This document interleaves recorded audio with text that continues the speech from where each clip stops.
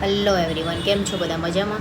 તો આજે આપણે કફ પર ડિસ્કશન કરીશું, કફ વિશે વાત કરીશું કે કફ જ્યારે ભરાઈ જાય, સાઇનસની પ્રોબ્લેમ થઈ જાય ત્યારે શું કરવું જોઈએ. ત્યારે તમારે તમારી આસપાસ જ્યારે કોઈ ટેબ્લેટ અવેલેબલ ના હોય કે કશું તમે અચાનક કશું તમને નથી મળી રહી ટેબ્લેટ કે બહાર નથી લઈ જઈ શકતા કે ડૉક્ટર પાસે અચાનક નથી જઈ શકતા, તો તમારે ઘરે શું કરવું? તમારી પાસે ઘરે વિક્સ હોય કે જે બી અવેલેબલ હોય વિક્સ તમારી પાસે, તો એ લઈ અને તમારે બંને બાજુ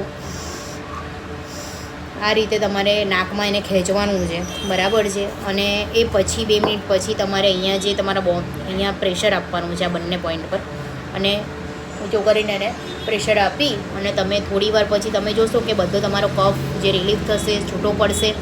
તમને સાઇનસની જે પ્રોબ્લેમ છે, શ્વાસ લેવામાં મને તકલીફ પડી જતી હોય છે કફના કારણે, જેને સાઇનસ કહેવાય, તો અને કફ એ બંનેમાં તમને ઘણી રિલીફ થશે, બરાબર છે. આ તમે ઘરે કરી શકો છો, ટેબ્લેટ તમને અચાનક ના મળે તો.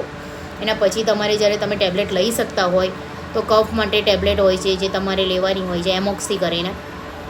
તમે 250 mgની બી લઈ શકો છો, 625 mgની બી લઈ શકો છો. અને બરાબર છે, આ રીતે તમે મોર્નિંગ ઇવનિંગ બંને ટાઈમ તમારે લેવાની હોય છે 3 દિવસ સુધી. તો કફ તમારો ધીરે ધીરે રિલીફ થશે. અને કફ સિરપ જે આવતી હોય, જે બી તમે કફ સિરપ તો ઘણી બધી ટાઈપની આવતી હોય છે, બરાબર છે. આયુર્વેદિકમાં બી, એલોપેથિકમાં બી બધી આવતી હોય. તમને જે સૂટ થાય કફ સિરપ એ તમે લઈ શકો છો ટેબ્લેટ સાથે, બરાબર છે. તમે આટલું કરો એટલે તમારી જે બી કફની અને એલર્જીક ટેબ્લેટ લેવાની જોડે એવેલ કરીને 25 mg.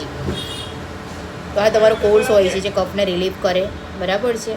સો થેન્ક યુ, ધન્યવાદ.